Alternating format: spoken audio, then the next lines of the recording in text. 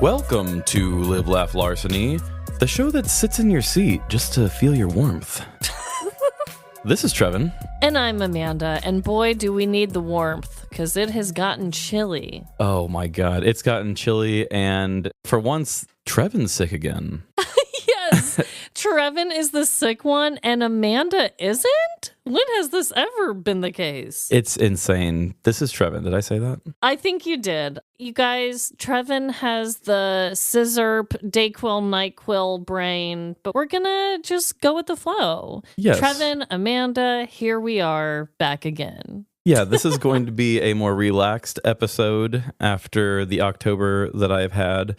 Because of somebody by the name of Sharon, you left a comment on our vacation episode on Spotify to say that you really love the format of us catching up with each other while sharing crimes that kind of tied in. Yeah, no, that format was really fun. And I thought it was a fun way to kind of break things up because I hate to just talk about ourselves because I know people complain about that sometimes. Because of you, you gave me the validation to go forward with trying to do this again at a time where I feel like I really need it. So thank you. This week is going to be a chill episode, sort of in the vein of that. And I just want to give some updates in life. We're going to give some crime headlines and things that we've wanted to talk about, but maybe didn't really have an episode to fit it into or couldn't make into a story. And yeah, we're just going to have a more chill day today. And we have a lot to catch up on, you guys, because not only has Trevin been sick, and so I have to fill him in on all my Halloween plans, but you have a big update and a whole lot of changes. Yeah, a little bit of an announcement that I will be making later that comes with the story of my October. Yes. So, Trevin, my sick darling. Why, yes. What is your dreadful dilemma? My dreadful dilemma, just to get us started and setting us up for what our episode's going to be, is kind of a continuation of my Remembering Mabel thing. I wouldn't say that that's a must listen for anybody, especially if you don't want to be sad, but I believe it was said quickly in the episode with Meredith, but we lost Mabel at the end of September, and it's been a tough time. I mean, the show's been plugging right along all month with all of the big collaborations, so I've made sure to keep the show rolling, and it's been great. I mean, I've seen a lot of good things coming from all that we did in October. Yeah. But, a lot of new listeners. Hello. Welcome. Yes. Welcome everybody who came in from Rattled and Shook, Wine and Crime, our awesome Halloween collaboration with Perplexity and all of those shows. Yeah. Of course, our collab with And That's Why We Drink, and Box of Oddities. We did so many damn collabs in the month of October. And I was very proud of the stories that we put out those weeks too. Mm-hmm. In that time, I also got an extra day of working in the office with my day job, which has made things a bit tougher. Mm-hmm. I was bouncing back from having COVID at the time Mabel died. Now, after going through a deep grief, despair, a couple weeks, week and a half, 2 weeks, then I got a really bad sinus infection that just, the symptoms were worse than the COVID. That's crazy to me because when we went to CrimeCon, I'm pretty certain it was like a super spreader, but still come to the next one, guys. Yeah, please do. Please still come. But that was like a burning in the sinuses that I haven't felt in quite some time. So the fact that you said this was worse than that. It was a burning in the sinuses, but I couldn't even figure out where the infection was because my nose was clear. It was just out of nowhere a migraine would attack me or my ears would be so plugged. So it's just been tough to be a person over the last month. And other things have been going on. My dilemma pretty much is just the month of October and trying to figure out life after Mabel. I was telling Emily, I feel like I'm in that part of a sad movie where like a loved one passes and then there's that little bit of like the very end where something kind of good happens and it's bittersweet. Yes. And they're kind of walking happily into the sunset and it's like, that's sweet, but also sad. Yes. I'm kind of stuck at that ending part of a movie and I'm trying to get back on track to what my story is now with the home and the life that I now have after everything that's happened. As an ADHD person, I feel like I do a lot of fortune telling and looking out into the future and planning. And for me, it's like if something is kind of off, it makes everything feel off. My idea of the future has always been with Mabel there. And to see a future now without her I'm trying to make the pictures that I had before make sense again without that very big piece. Yeah. It feels like I'm out in the water alone a little bit. I'm trying to find like something steady to hold on to right now. So it's been a very interesting time mentally for me. Emily and I have tilled up the area around the tree. The tree looks lovely. You guys, it's so precious. Neighbors have given them gifts with like a Sheltie dog, and it's a, what is that? Not a wind chime. I don't know what that is. It's like a decorative. It almost has like a 3D look because it's like a picture, but it's been like cut into a bunch of slits and then it is dispersed in sort of a circular way. Yeah, it's like an ornament, but Yeah. like not Christmassy. I'm sure somebody who's crafty is like screaming at their... It's a blah, blah, blah, blah. Yeah, I don't even know. Couldn't even make up something. We're making it through, though I am still having like some PTSD issues. I had a little bit too much time to myself while waiting for the Chinese delivery.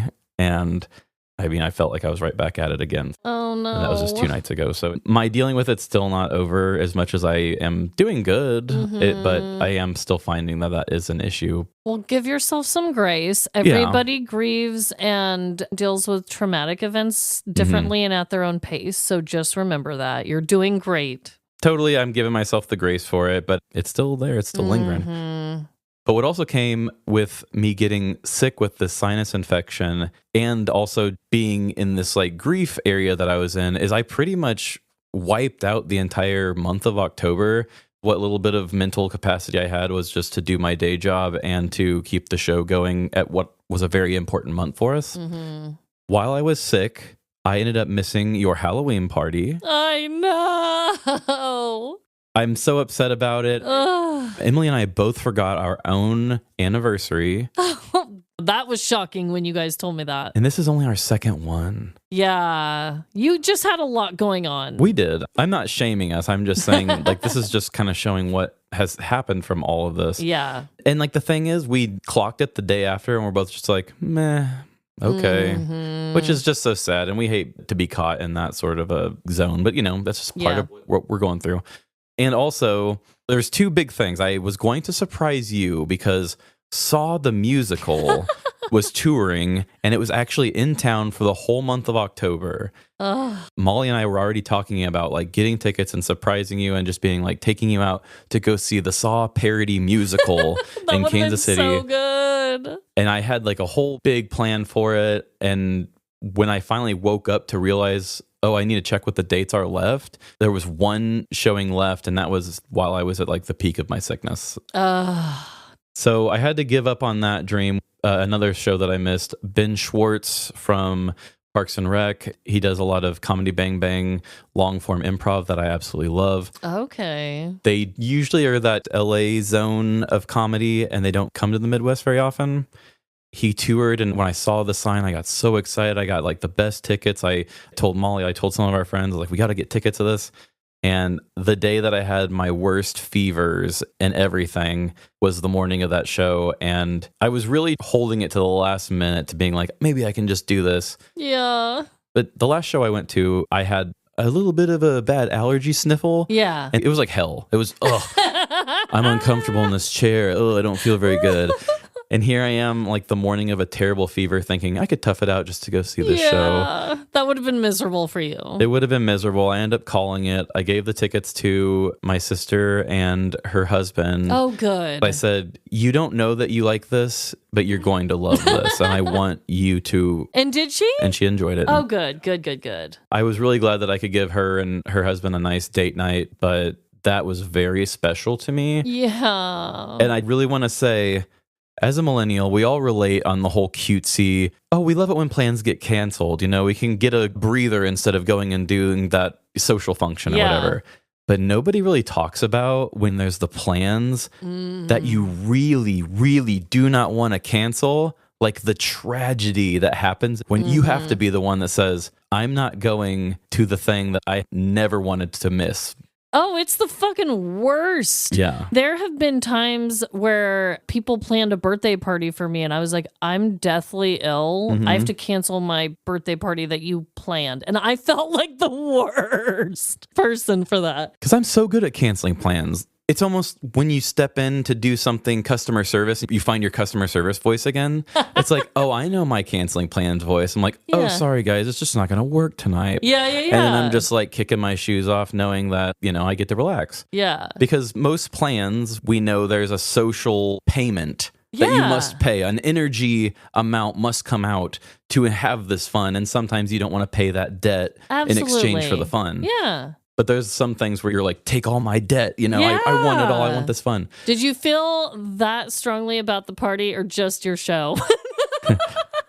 More for the show because you've been to a lot of parties, I'm sure. Yeah, it was more for the show. The second that I had to give up on the show and realize that I was not going to catch Saw the Musical, I was pretty much just like, I'm taking a breather from everything and I'm just going to put my head in the ground for a while. Yeah. I had told Emily, I was like, I would be so depressed if I had the energy to be depressed right now. Yeah. It's just like my favorite kind of comedy. Yeah. And they're all comedians that I look up to and really enjoy. Damn. So yeah, that was just like the real shit cherry on top of everything. I think I'd had those tickets for almost a year. So yeah. Well, I'm glad that you're at least feeling well enough to record today. So that's good. It feels like it's been forever, but... And I actually am feeling really well. If you hear this and you think I'm not sounding good, yeah, this is an improvement, I'm sure. This is me over a week later.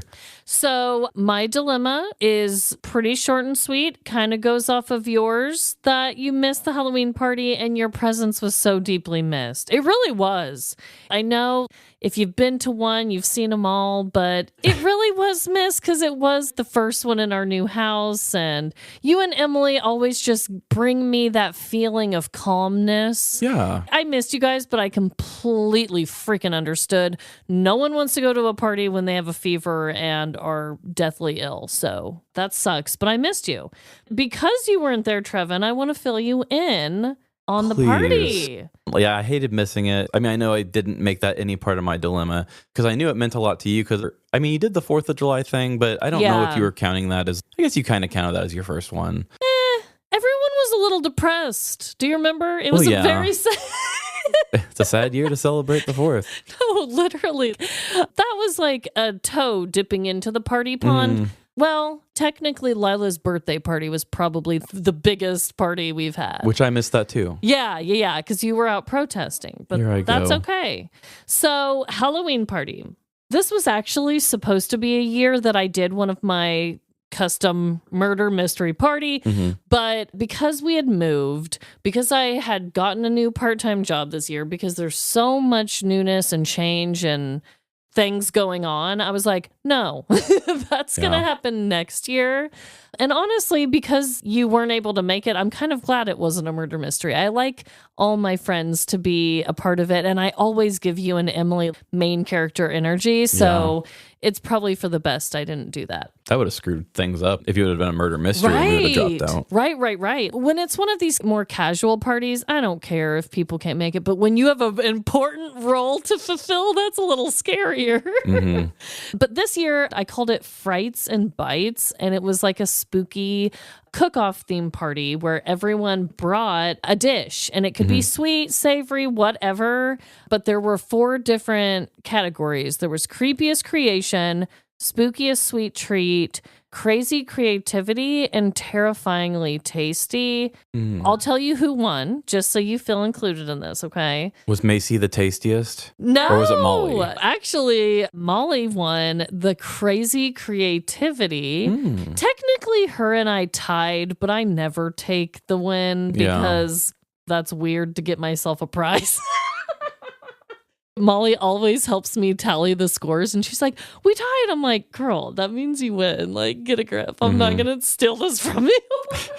She won crazy creativity. She made, it was like hot dogs with crescent rolls, and she wrapped them around to make a mummy. And then she saw that I had little eyeballs that I was putting in my pudding cups with like customized tombstones and Oreo dirt and eyeballs coming out of it. Oh, yummy. Yeah. So she made them like Cyclops mummy hot dog things. Okay. So she got crazy creativity. Our friend Kat, she got creepiest creation, which honestly, it was probably the funniest one out of all of them. She basically just made a queso dip and put it into a toilet bowl. Oh, that is scary. Like, literally looked like a small little miniature toilet with queso dip in it. I even told her, I said, I don't care what you put this in. It is not going to make me think that it's nasty. Did it make some people question it? Some people were questionable. More queso for me. Yeah. Spookiest sweet treat went to Carly, who is my cousin-in-law, if you will. Shout out Carly. Yes, we love Carly. She's the one that goes to every And That's Why We Drink thing with us because she is such a big fan of their show, and it's so cool that she gets to meet them. We really do allow her some pretty great things, don't we? We do. In return, she is like, honestly, one of the most present younger family member to my kids, I would say. Like, of course, my parents and me and Jordan are up there, but after us, it's probably Carly. She invests a lot of time into my kids, so I'm okay with her being our plus one. I view her as like an aunt to your kids. So, she really is. She won the spookiest sweet treat because she made little miniature pumpkin spice cupcakes. Oh, they were fire. And then, terrifyingly tasty, her friends Rachel and Manny, they've probably come to the parties I think 3 I met years them, yeah. now. It's really the only time I see them is like at Carly's birthday or at the Halloween party. But Rachel made a pumpkin cake with, I think it had like butterscotch pieces inside of it. Oh. And then like a buttercream homemade cream cheese. I don't even know, but it was so damn good. Okay. And she won the most tasty. So you're big on butterscotch? Oh, yes. Emily is so anti-butterscotch. My dad was always a big fan of it, and as a kid, he was kind of treated like the weirdo of the house. Like, oh, people make butterscotch stuff for dad. But now that I'm an adult, a little bit of it, I'm like, that's pretty good. No, pretty good. It was so good because you would eat the cake and it was, like a regular like pumpkin spice cake, but every so often you would just get a tiny little, like one of the little Hershey Kisses in there, It was so good. Yeah, I like a hint of it, like when it surprises you. So good. That's exactly what it was, Trevin. The prizes that I gave to the winners were, shout out Aldi. Aldi had the best shit. They had these little packages that came with one Halloween cooking spatula and one cookie cutter that was like a Halloween shape. They got a glass ghost mug and then, of course, a trophy. I try to give out trophies like the little skeleton trophy too. But I was going to tell you about halfway through the party after we had all sampled and voted. It was kind of funny. We split into two groups where like half of us were out in the living room on the big old couch and we watched Scary Movie 3, which is my favorite scary movie out of that franchise. How are you? Yes. You know it. We watched that and then the other half were in the kitchen eating and listening to music and talking and whatever, but it was good.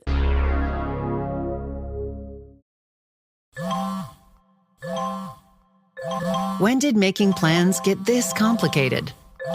It's time to streamline with WhatsApp, the secure messaging app that brings the whole group together.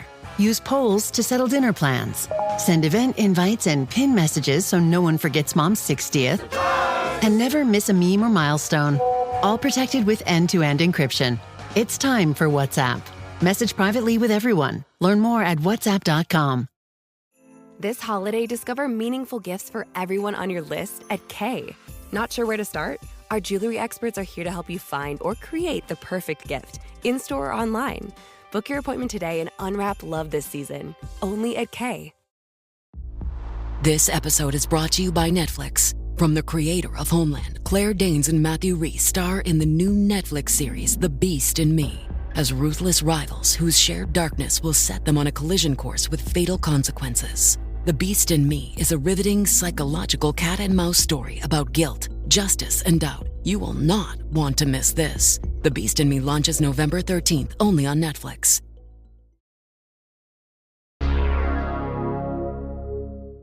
For that party, I was thinking to myself, because the costumes weren't the main event of this party, it was the food.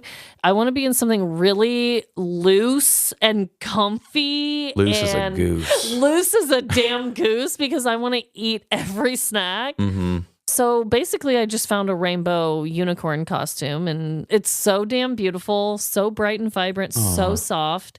I had myself and my girls dye my hair rainbow with hair chalk, and I called it a damn day.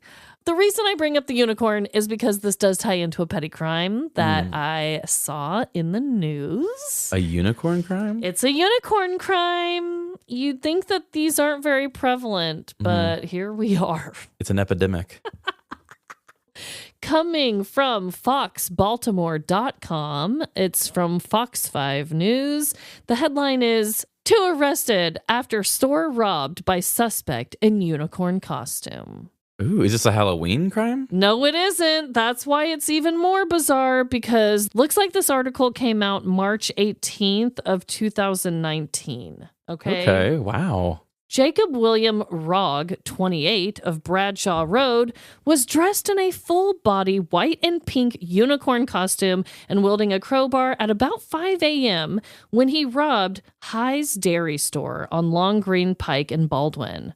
Oh, God. So he took cash and cigarettes. He allegedly used the crowbar to smash a register after demanding money from an employee. Surveillance photos of the costume-wearing robber and the discarded unicorn costume were provided by Baltimore County Police on Tuesday.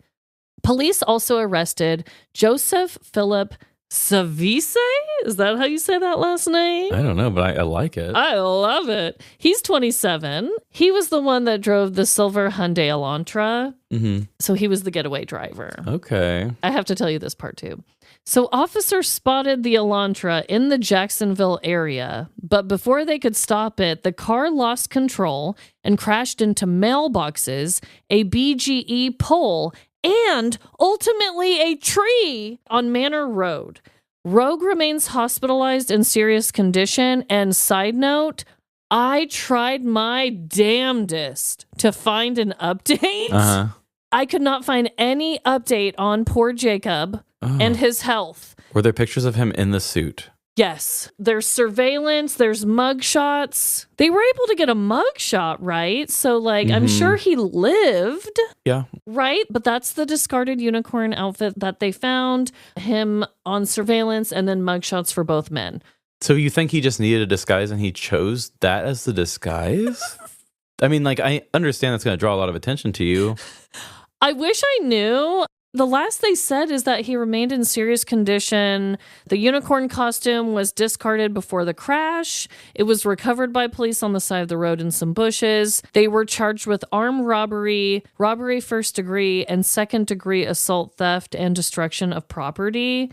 That's a lot of charges to be in a unicorn costume. It has no explanation of why. Dang. It wasn't around Halloween, like you pointed out. It was in March. Like, is it all you had available to you? Like, did you pull it from your kid's closet to go pull this job? I'm also picturing in my head some badass, like, anime character holding a crowbar, looking menacing as hell, but wearing a unicorn costume. No, I know. That's kind of cool. I wonder if it's a situation like, for example, now I have a unicorn costume, like a rainbow one. What if Jordan wants to go commit a crime? He sees it hanging up and he's like, bada boom, bada bing. Like, I'm not going to commit a crime in it. That's why I used him as an example. It is interesting, though, because you are at least raising the chances of it happening to him. No, seriously. Compared to the urge ever hitting me, it would be really hard for me to do it. Yeah. But you have now put him a step closer to also doing He has same all act. the materials of it. This could be in my future. So I kind of agree with you. I don't think that he went out and purchased the unicorn costume. I think it was something he had laying around his home. A crime of convenience, as we've talked about before. Yeah, and a lot of men, no offense, it's not all men, but all I feel men. like a lot of men are trying to do what's ever easiest around them sometimes, you know? Oh, efficiency? Yeah, that's all men. Yeah. Oh, I'm still fighting that one all the time. I have to point out to Emily sometimes when I make an efficient decision, she's like, oh, you did that? That's so great. And I said, that's the convenience of being efficient. Like, even the times where I ruin things and you're like, that wasn't very thoughtful. I'm like, I know it wasn't thoughtful, but it was an efficient idea. And so I have to still point out, like, there are good things about it, too. You're even like, though I'm still a guy. Yeah. When it comes I down this. to it. And my grandma was the same way, too. So it's not just a guy thing, but I was always taught Totally. just as long as you can keep things moving and in the least amount of moves, it's good. That's what this guy, I think, was doing. He was like, I want to go rob this dairy store with a crowbar. And he was like, unicorn. Am I really going to do this? Okay, I'll do it. Yeah. I thought that tied in beautifully. It kind of ties into the Halloween time without it being around Halloween time, but pretty funny. That is crazy. I really just assumed we were going Halloween thing. Yeah, I was going for whatever tied in to whatever was going on. I thought it tied in really good. I think that's even a twist all on its own that it wasn't Halloween.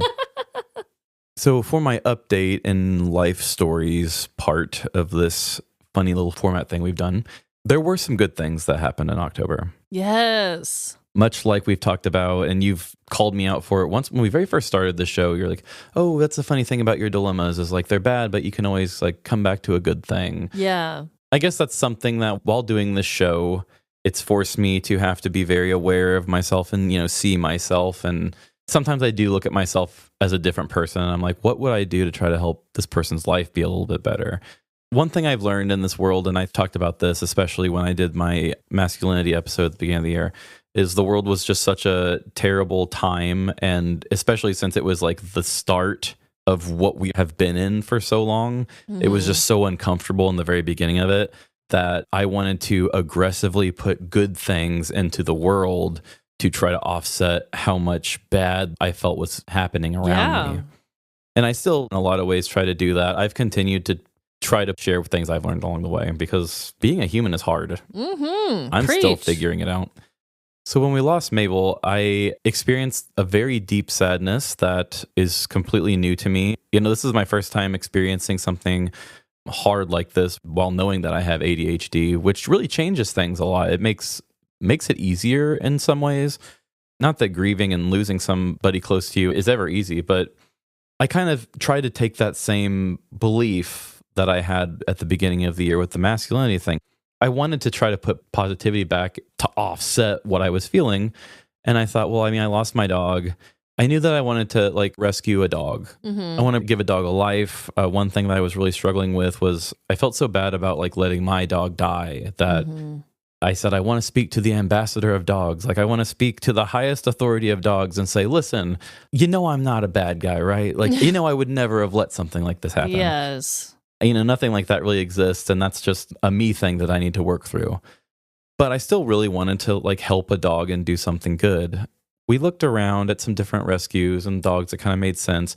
I wasn't sure if I wanted to go with having a Sheltie because part of me kind of built up a quick defense of the breed. I just thought that the things that made me lose Mabel is because that's her breed that makes her do that. And I was like, I'm going to get a different dog completely.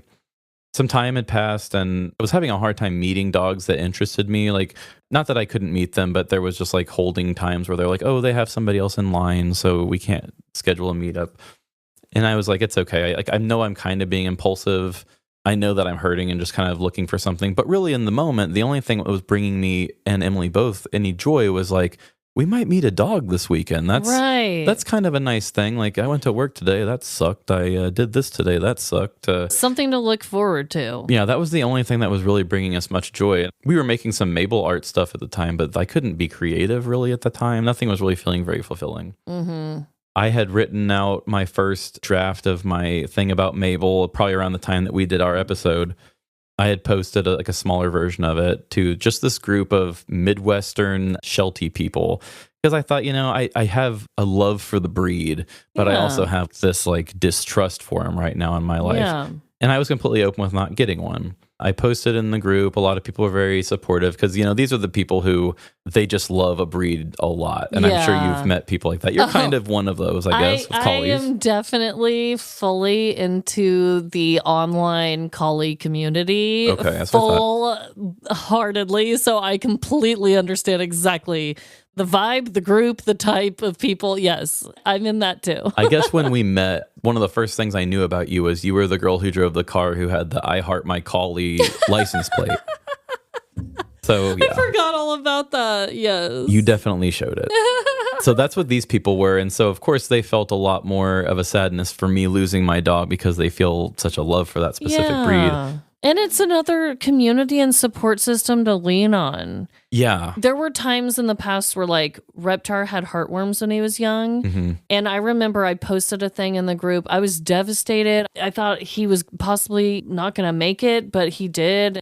And I posted about it and they gave me so many good tips and reassurance. And like I have a mom group that I'd use that for parent stuff, a dog group. Like it's just another way like-minded people for the most part can get together and they both have this one shared interest that you can bounce ideas off of, and it's nice. And it seems like at points where you're at your lowest, as I said at the beginning of this year, learning about that, it's like our country is in such a dark place, like community is what we need the most. Yes. Not being secluded and on our phones where things can be manipulated, but just like seeing eye to eye that we're people. I think in this dark time of my issue, you know, community really was the light of everything. Not only just because of the Sheltie group that I'm about to talk about, but so many friends came forward and brought us flowers, brought us food.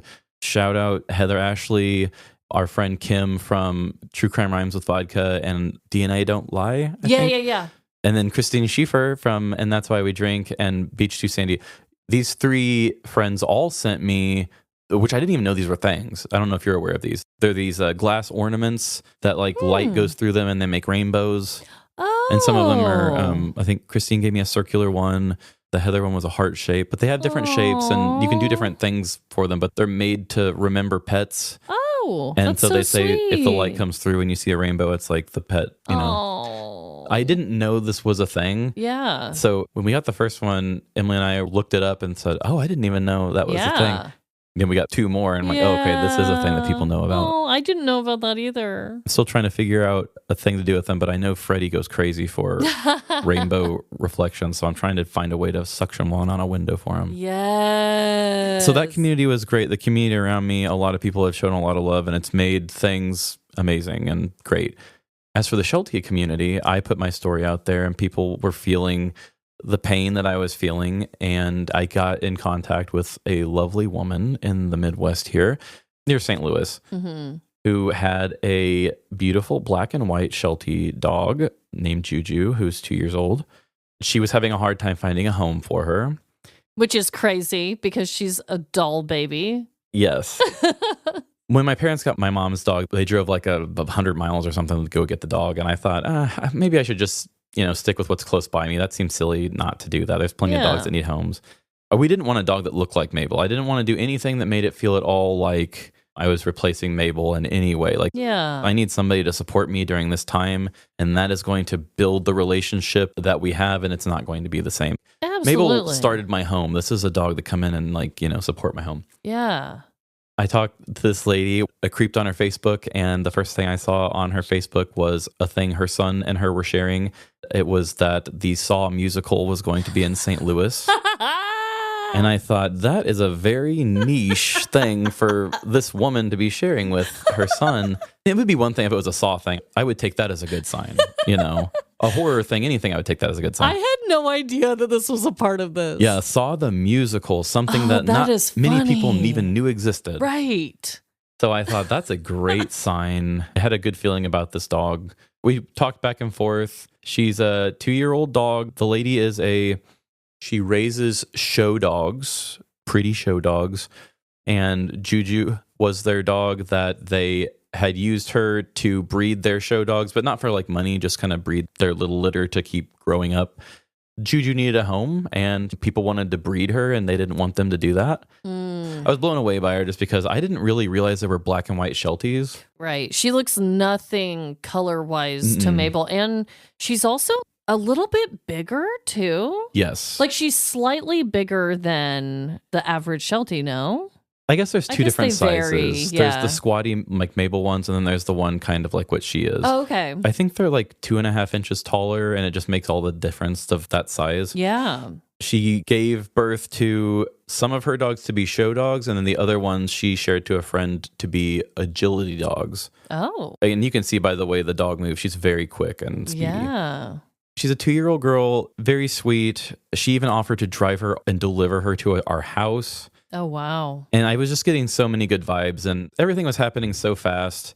But at the same time, it was just an impulsive decision that felt crazy. But at the same time, it was like, this situation is crazy and the pain I'm feeling is crazy. And so like, I wanted to combat it with something equally positive. This episode is brought to you by Rakuten. The holidays are here, and that means it's the most wonderful time of the year to save with Rakuten. Use Rakuten to stack cash back at your favorite stores on top of holiday sales. That's savings on savings. With Rakuten, you can get cash back on gifts for everyone on your list, from toys for the kids to kitchen gear for the person who loves to cook to electronics for everyone. You can even save on something for yourself. Cash back is automatically added to your account as you shop. And you can get paid with gift cards, PayPal, or check. Or eligible American Express card members can choose to earn membership rewards points. Join for free today and get a new member bonus after minimum qualifying purchases. Just go to Rakuten.com, download the app, or install the browser extension. Terms and conditions apply. Think your lashes have hit their limit? Discover limitless length and full volume with Maybelline Sky High Mascara. The Flex Tower brush bends to volumize and extend every single lash from root to tip. And the lightweight bamboo-infused formula makes lashes feel weightless. Now in 8 bold shades so you can take your lashes to new heights every day. Visit Maybelline.com to shop Sky High Mascara now. We all love a legendary comeback, and Degree Original Cool Rush is back and better than ever. Cool Rush isn't just a scent, it's a movement, a fan favorite that delivers bold, fresh vibes and all-day sweat protection. Whether you have a man that spends hours in the gym, heads into the office early, or is just trying to stay fresh on a long day, Cool Rush has their back. Head to your local Walmart or Target and grab Degree Cool Rush, the fan favorite scent from the world's #1 antiperspirant brand. As we were talking and getting our days together, another lady reached out to me and sent me a message and said, "Hey, I heard your story. I'm so sorry about your baby." She said, "I have a retired dog that really needs a home. Do you want this dog?" She showed me a picture, and this was a squattier dog like Mabel, but a chocolate brown color, does not look anything like Mabel again. Totally. Yeah, their colors are much more like darker based. Mm-hmm. She was more of like the amber. She's and mahogany white. sable is what they... Yeah. But these are definitely more like black and white mainly. I was like, well, give me some information on the dog. Like, my mother-in-law loves Shelties too. Maybe I'll convince her into it. Yeah. Because this was the thing I said too. We didn't really vet Mabel's personality too much. We just knew she was our starter dog and we were going to morph to her. Yeah. And I knew that if I was going to get another dog too, I was going to vet the dog's personality and make sure it was good on a leash. I wanted to know that I was safe with the dog as much as... Because if I had a dog tug on a leash as bad as Mabel did again, like, it would probably send me right back to that day. Because I know how fragile keeping that animal alive is now. Yeah. I vetted the first dog, Juju, and then I asked the other lady that reached out on this one, and she said, "Oh yeah, she's a very chill dog. She's 5 years old. She's an international champion. She won one show. She bred a couple times, and then she's just retired." Yeah. I asked my mother-in-law. She's still not sure she wants to get a dog again. And like, Emily and I just kind of had this look. I was thinking about making the joke, like, what if we do 2? But I was kind of leaving it hanging there. And then she goes, "Would it be crazy if we did 2?" And I was so happy that she bit on it. And both of these ladies also are show Sheltie families. They have competed in the same competitions like together. They knew each other. They knew each other as in just like in networking events kind of ways. Yeah. Which was just another weird serendipitous thing. They were in Missouri, but on the far south end. So like 6-7 hours, something like that away. And they said she's gained a lot of weight and that she needs somebody who can kind of help rehabilitate her a little bit. We're considering it. I asked both the moms, I said, would it be nuts if we met 2 dogs on the very first day and put them in a new home together, not knowing each other at all? Like, that sounds impulsive and like I'm stacking the cards against myself on if this is going to work. Right. They said, well, I trust that they probably have well-mannered dogs, and I know my dog's a good mannered dog. To fast forward a little bit, we planned to meet at the same park. We let the dogs meet each other. We met the other dog, the champion dog. Her name was Samantha.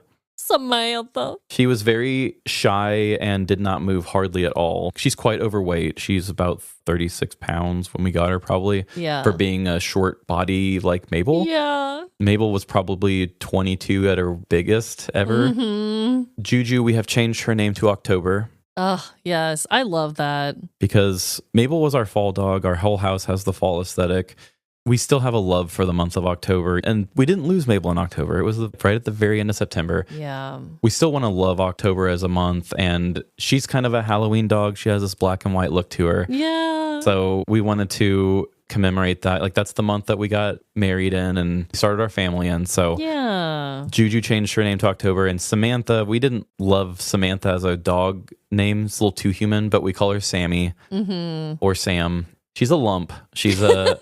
She's a little low. I think she was in a kennel for a lot of time, and she doesn't have a lot of leg muscle, so we're building confidence in her legs. We're helping her lose weight. I can already see an improvement. Mm-hmm. I've only met them twice, but just today, because there was a gap of seeing them the first time to now, just seeing her, she can really run and walk well. Yes. Like, I was surprised. And then for October, she was so scared of me the first time I met her that I barely touched her. I barely was able to pet her. And today she was letting me love on her so close and so much. And I can already see such growth in both of them. I took a major chance by doing all of this. And I didn't even have a cage when I got there. They offered me one for free to take one back just in case it was going to be too hard. But honestly, they were both so chill right off the bat. We put Sam in the back seat. And October, she actually sat in the back seat and looked for comfort from Sam the whole 4.5, 5-hour car ride back home. So right off the bat, it felt that Sam's loving and mothering nature really helped October in her scared time. And October's young playfulness is helping Sam find some energy and find her youthfulness again. Yes. October has taken to Emily very strongly. She's definitely a mama's girl, kind of Velcro dog. She's like a stuffed animal. I can pick her up and do anything with her. She just lets me hold her in any way. She loves to be on her back. It just seems like they complete each other. Yes, I can attest to that. And one thing I was telling Emily when we were kind of like not sure if this was too crazy or not was one of our biggest dreams was that we wanted to have 2 dogs. A 2-dog dream sounded so cool to us. But we knew that when we had Mabel, and we love Mabel so much, that we could never really do it because it would probably just throw off her vibe too much. And we loved seeing the light in her eyes when we could like make her happy with things because she was just such a happy dog. She had main character energy. She did not want to share the household with another dog. Yeah, main character, only child. For sure. She was confident. You could take her to anybody's house and she would be like, hello, this is my place now. Yes. I tried to vet this and I told Emily, like I said, I'm not replacing Mabel. I'm trying to get a completely different dog experience. And this is insane. Like how perfectly it worked out. They are respectful to the cats. Boots has not attacked either of these dogs once. He does do his grouchy, angry, like warnings, but he doesn't attack them. We've only had Harv slap at him a couple times, but that's only when she's in a box and feeling playful. The dogs let the cats play without telling them to stop because Mabel used to get really triggered when they would have a little too much fun. Yeah. I didn't think that within 2 days of bringing these dogs into our house that we would feel comfortable leaving their side. Because Boots has always been known to stalk and then attack whenever he can tell that you can't reach the dog quicker than he can. Yeah. So everything has worked out incredibly well. We took this chance. They're such good dogs.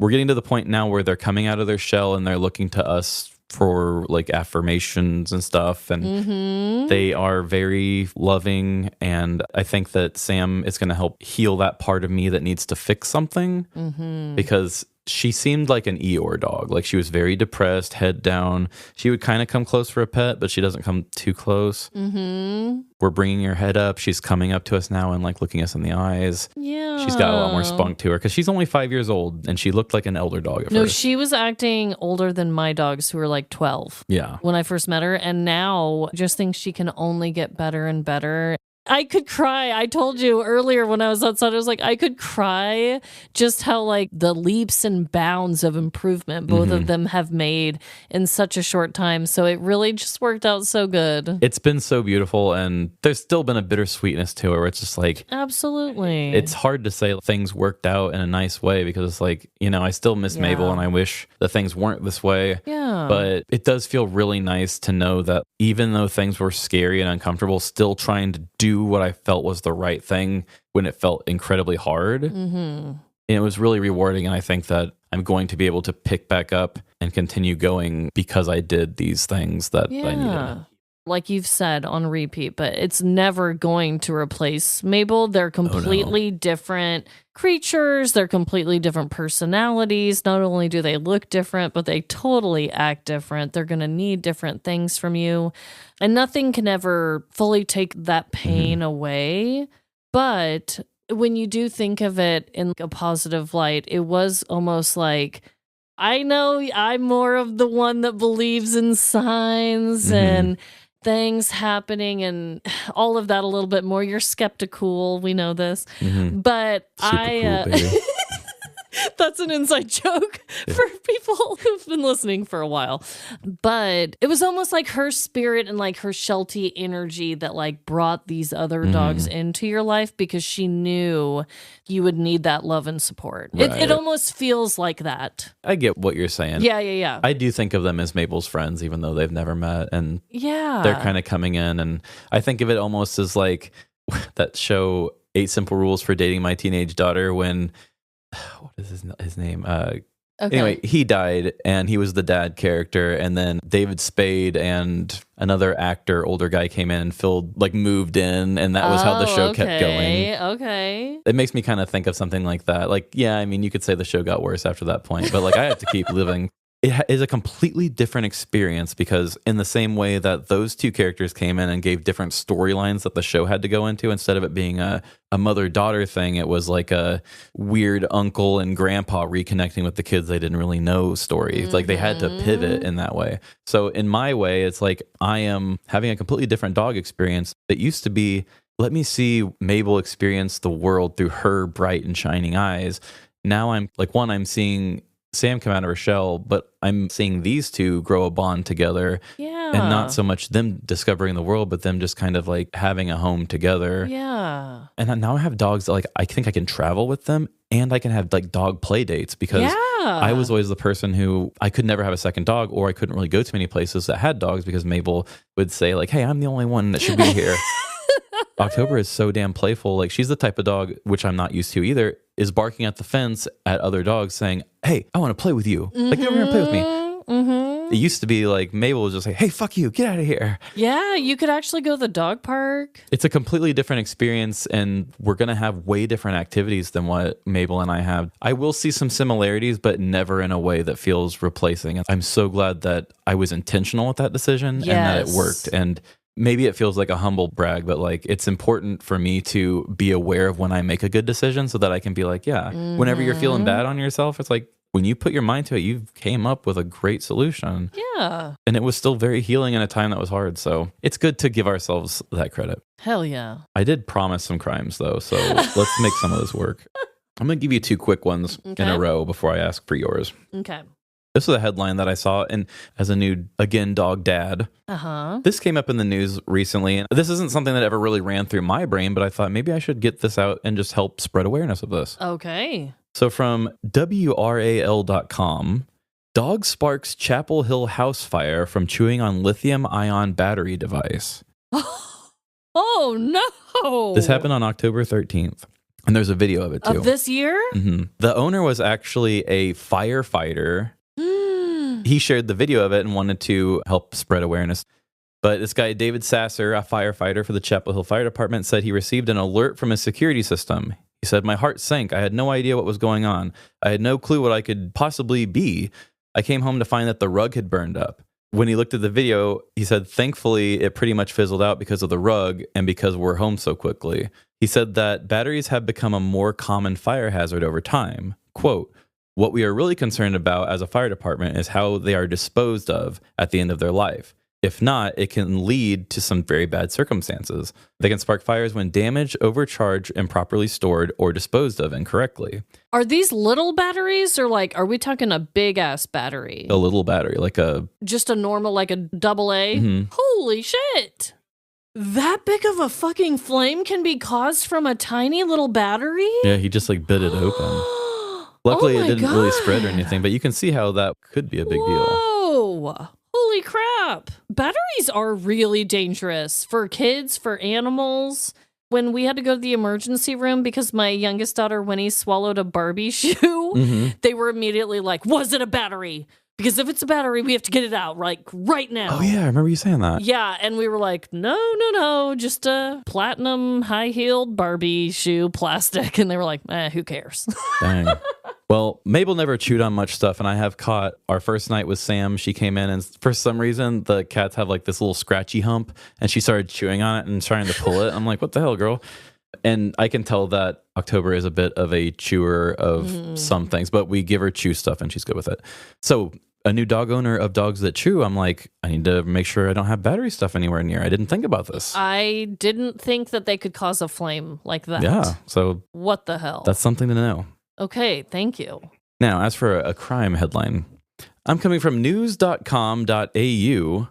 French influencer jailed for 6 months over fake syringe attack prank videos. Oh, God. Have you heard of this? No. Emily knew about this. Okay. I thought about doing this, but I'm like, this isn't much different, really, than the guy who did the pieing in the face story that I did. Yeah. I mean, he's a little more ridiculous, but I feel like the moral's the same. So if you guys want to revisit that one.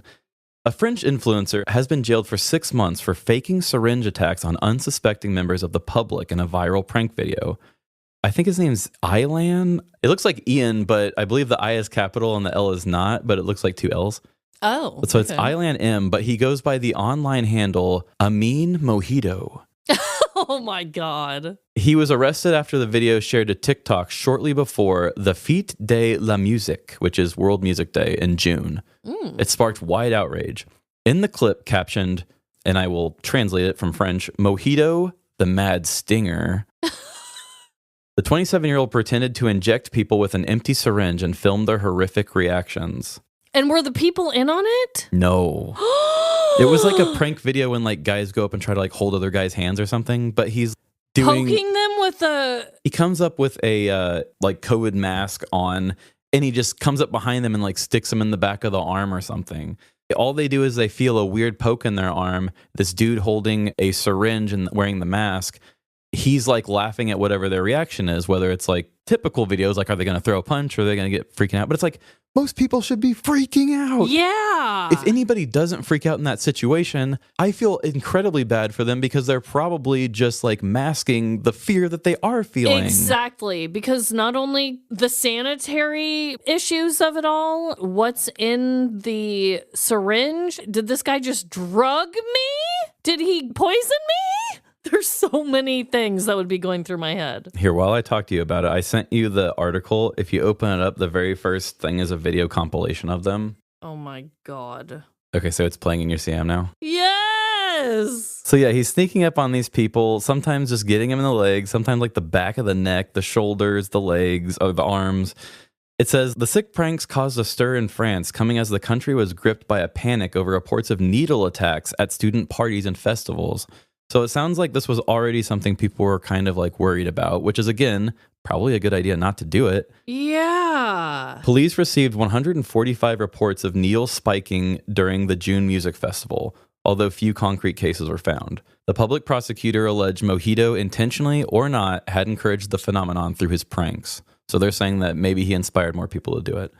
Prosecutors last month requested sentence of 15 months in prison under electronic monitoring, including 5 months suspension. On Friday, the Paris Criminal Court sentenced Mojito to 12 months in prison, 6 of which were suspended for, quote, violence with a weapon that did not result in incapacity for work. And was it a real syringe? Like, is it a real needle? I don't even believe so. I feel like if it was, he would have been charged with something more serious because that's how diseases could spread. It's probably like a plastic fake thing, I would hope. I think so. Yeah, I mean, if he was actually like breaking skin, that'd be real messed up. Right. That's how germs be spreading. He was also given a 3-year ban of owning and carrying a weapon. What a moron. Like, that's not funny. Like, I just watched the compilation as you were talking. Mm-hmm. It's not funny. And the way he runs away, it feels like Twilight Zone to me. I've seen so many videos. We've all seen them where a guy goes up and holds another guy's hand, or a guy tries to ask his girlfriend out in front of him. And then they walk away like, hee hee hee hee hee. Like, I've done a bad thing. Like, how's this guy going to react? It's always just like a, did I do that? Kind of a thing. But in this situation, He's making somebody have the horrific feeling that they may have just gotten stuck with a random needle and then going hee and walking away. It's so tone deaf. It's crazy. It's so beyond tone deaf, especially with all the stuff that was already happening in their country. Yeah. Like you said, on top of COVID being a thing and like vaccines being a hot topic and drugs. There are so many reasons. Healthcare, like all of it.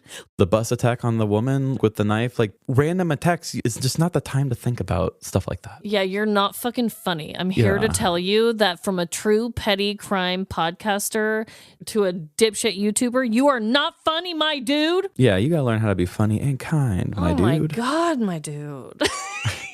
He's actually not our dude. No, he's not my dude at all.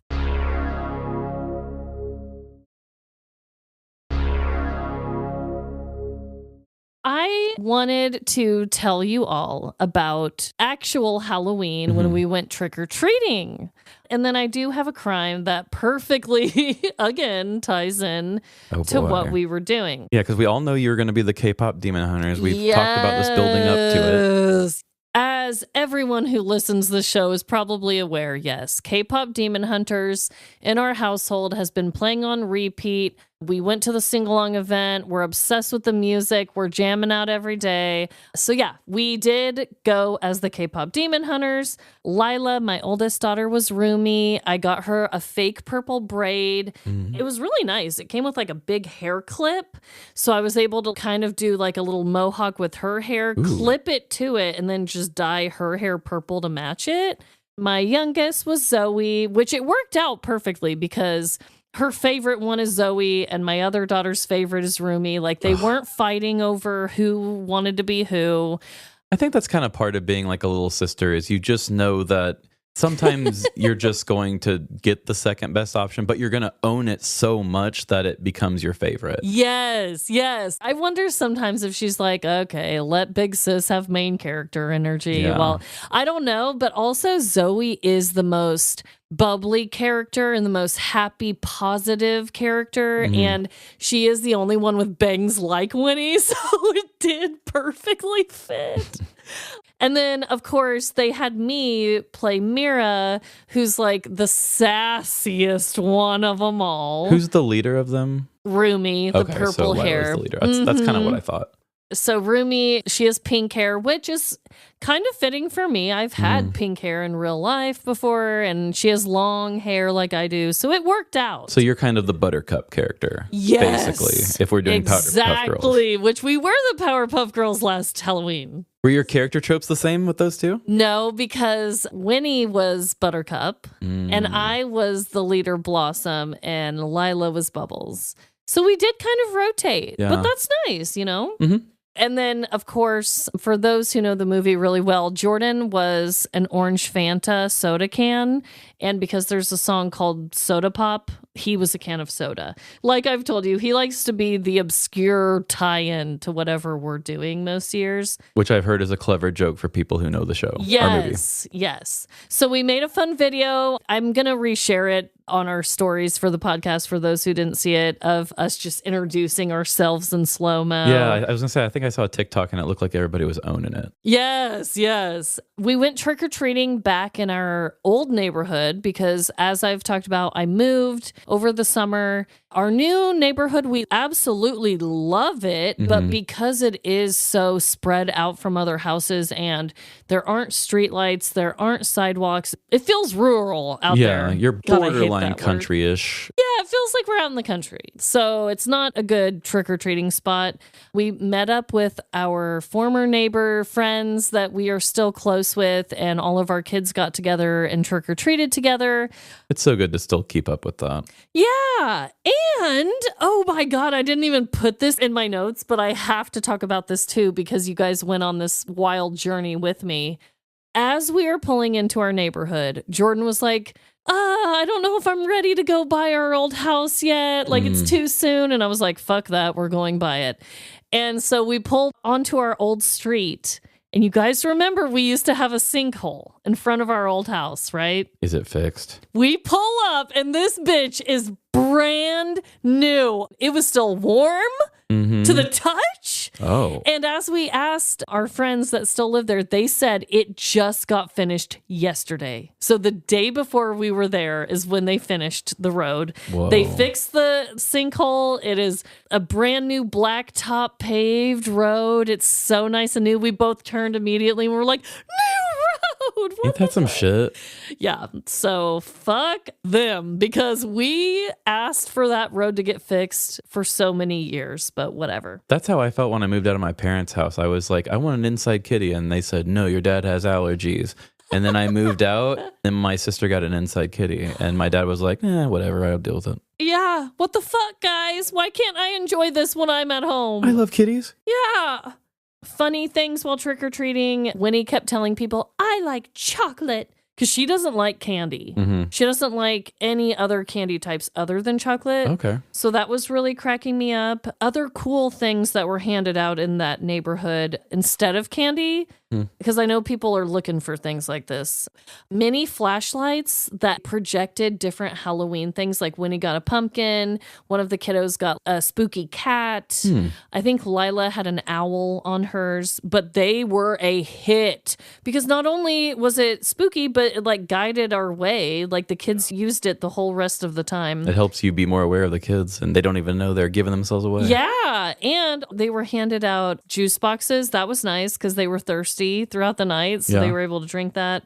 And then I obviously have to end with this amazing update. We saw a lot of our former neighbors. Mm-hmm. I don't know how much I talked about Janet on the podcast, but Janet was a neighbor that had an older dog named Carmen, and I'm happy to say Carmen's still going. Oh, good. Reptar and Yoshi are still going. We both kind of had to do that talk of like, are you ready? We knew they were all old. So we're like, is Carmen still around? And she was like, yeah. Is Reptar? And we're like, yes. Good. She was the one that when I got pregnant and she saw our front porch decorated after Lila was born, she like brought us over a gift. Oh, yeah. And when we moved, she brought us over a fairy house to put out in our new property. So it was great to see her. She was like, you just made my whole night. I'm so glad you came. Now, on to everyone's favorite neighbors, Bob and Martha.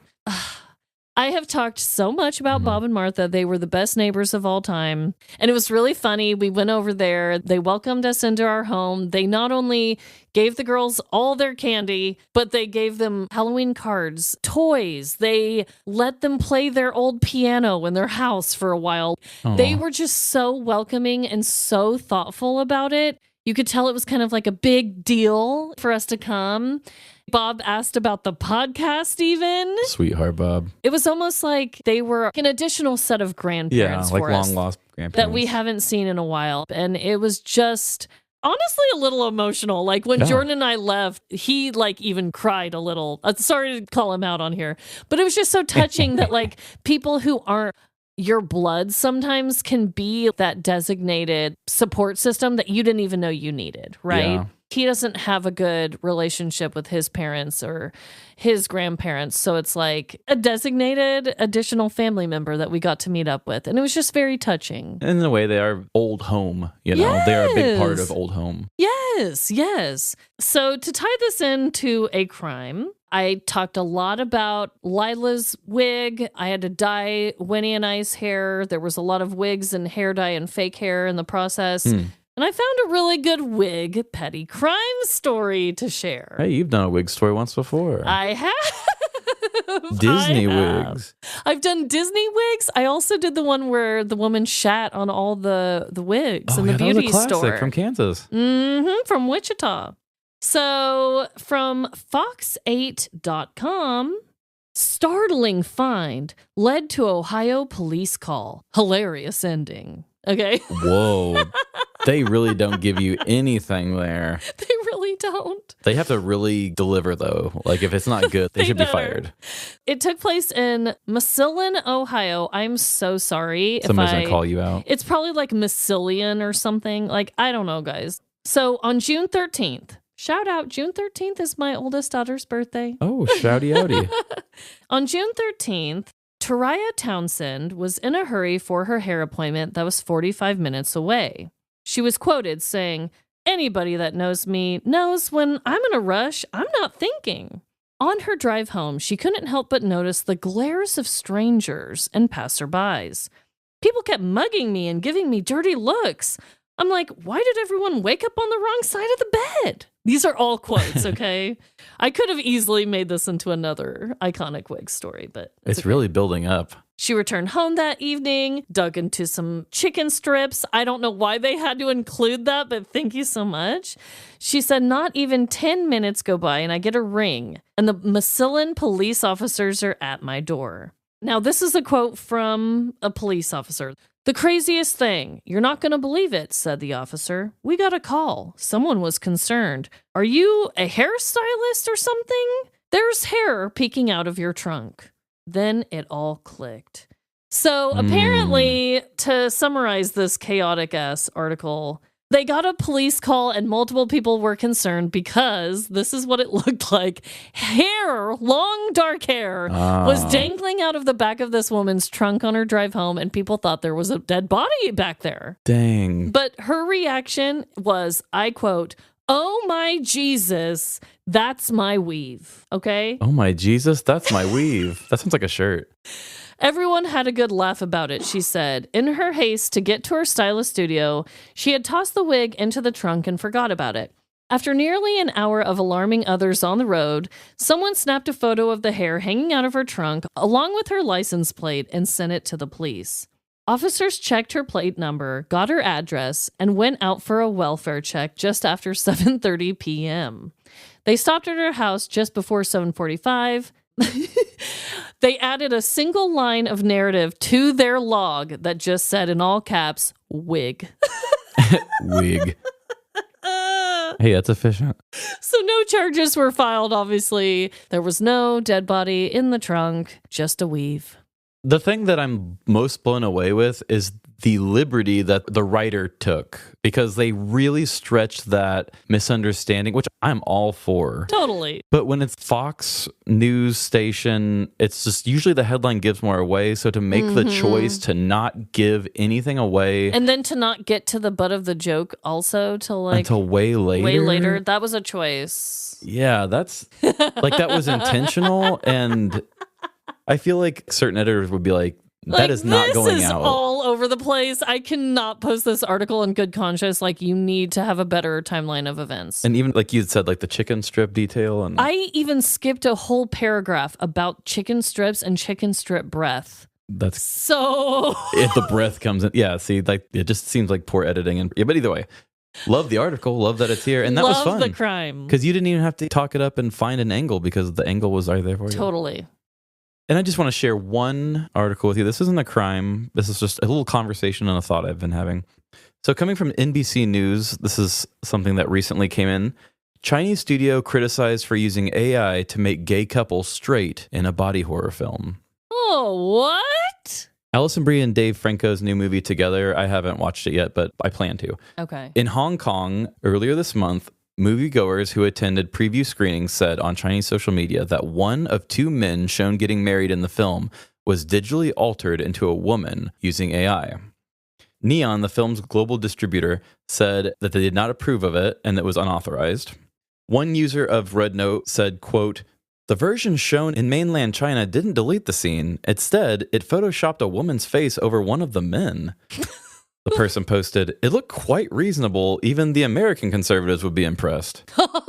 In the picture there, you can see like a small part of, at the top is the original movie of the guy looking to the left and waving. And they just put this basic woman face right on top of him. And then I kind of just learned a little bit more about how movies are edited overseas. And that kind of just came up to a little interesting stuff here.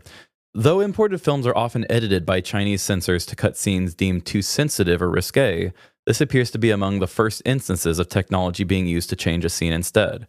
One of the biggest subjects of censorship, in 2021, Chinese authorities banned effeminate behavior from scenes, and fans complained in 2022 when they noticed the removal of an LGBTQ storyline from the TV show Friends, which is highly popular in China.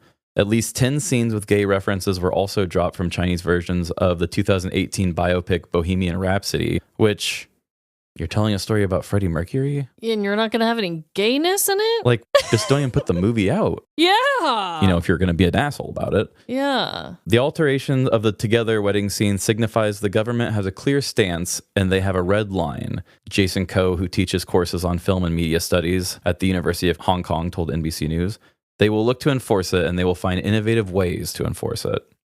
This isn't the first time that AI has been used to alter a film in Asia. Earlier last month, the hit 2013 Bollywood romantic film, I'm going to say this way wrong, Ranjana, was re-released in India with its ending altered by AI and what is believed to be a world first, setting off a debate. The original version of the film has the death of a Hindu man who has a doomed romance with a Muslim woman. In the new version, he lives. Okay. Just completely, like, imagine just seeing a movie and then to a point where you're like, that looks like AI, that looks fake, and it's just, and everybody's happy, the end. Yeah, what the fuck? Like, I didn't even know this was allowed. The film director said that he was unaware of the changes and called it deeply disrespectful. Yeah. To cloak a film's emotional legacy in a synthetic cape without consent is not a creative act, he said. It's an objective betrayal of everything we built. Fuck yeah. So I just thought, I mean, damn, I hate all this anti-LGBTQ stuff I'm seeing everywhere. It's the worst. Ugh. It's so stupid and such a punching down sort of a thing from people in power. But I did want to say, not only just to point that out, but I'm probably going to be saying a little bit more stuff about AI here in the future. I loved ChatGPT for so long, and really I just learned that I really love Grammarly and things that help fix my grammar. But yeah, not that I didn't know it was bad before, but some of the stuff I'm learning is getting bad. And there's some killer facts that are going to be pretty killer here soon that I'll be sharing. I don't know if you even know this, but they're trying to build 2 big AI like data centers here in Kansas City. Yes, I've been seeing it. It's scary. So yeah, it was cute for a bit, and it's going to get bad for people because of it. So I'm worried about that. Yeah. My protesty tune is going to start kind of eating at AI a little bit too now. I can't wait. But honestly, like, of course, there are going to be people that do really cute, funny, lighthearted things with AI. There are going to be people that take it to the motherfucking dark side. Well, and also just the ability to use it and what it's being used for and how much it is hurting the environment. Yeah. And because of regulations are getting pulled away, because of government things getting defunded, there aren't people looking out for the quality of our air anymore in case somebody wants to put data centers in that run our electricity bills up, because it takes the same amount of electricity to power a small city just for this one data center. Fuck. It will pollute our air and it will make our stuff cost more, and there's nobody looking out for us. Yeah. It's a very capitalism thing where it's like it wants to get bigger and bigger, and once it gets too big, it's going to have to get bigger by taking away from others. And that's what capitalism does. It poisons everything. Or at least, too much of anything. You need to have a balance. And yeah, even I don't want too much control of anything. I freely give control to Emily in a lot of places where it's just like, I should never have 100% say, because too much of your own ideas, your own echo chamber, and you just make bad decisions. Totally. Either way, AI is going to get out of hand. And because of my love for cutesy fun things I've done with that, like, I understand what it's doing to the world, and I'm with you guys. Yeah. We understand. Well, what an episode. Yeah, I hope you guys enjoyed having a little bit of an update. October was just so much like Halloween collaborations. Like, we weren't able to have, we get backed up sometimes when there's just too much of an update or life that we need to do. It just spills into like an update episode. It's fun to be able to have these. And also, I was backed up with you too. So thank you for letting me unload on you. Yes, we both needed to like update each other on all of our life shit. And I do kind of feel like, even though it was a lot of us talking about ourselves, these are things that people have been with us through the whole thing. People have been with you through Mabel's entire journey. Us even adopting her. Yeah. People have, on a lighter note, have seen, my obsession with K-pop and know Bob and Martha. Like, these are all like big things that our real listeners that have been around for a while, and our new ones, welcome. Once you get to know us, these are all things that like we've talked about for years and years, and it's great to connect with everybody. Yeah, I mean, we usually always have some sort of an update somewhere, whether it's a joint dilemma or something where we both talk about, your Halloween party together. Yeah. So it still needed to be shared. It's just, it sucked we weren't able to share it together this year. I know, but don't worry. We'll make up for it next year. Maybe I'll have 2 parties. No, I'm just kidding. Please do not. I will enjoy canceling plans. So kidding.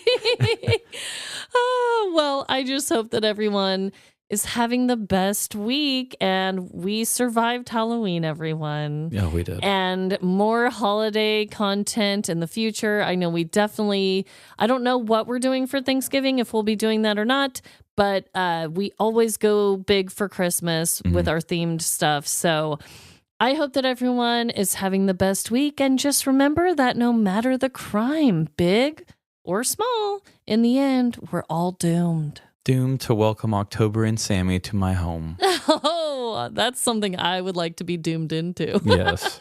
Bye. See ya.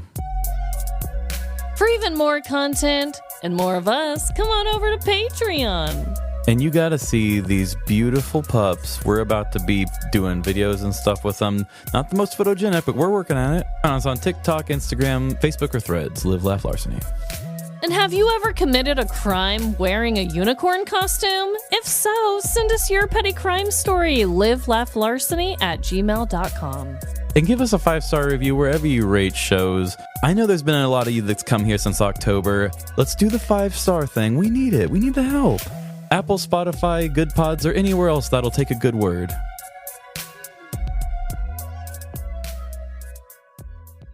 Two arrested after suspects in unicorn costume rob.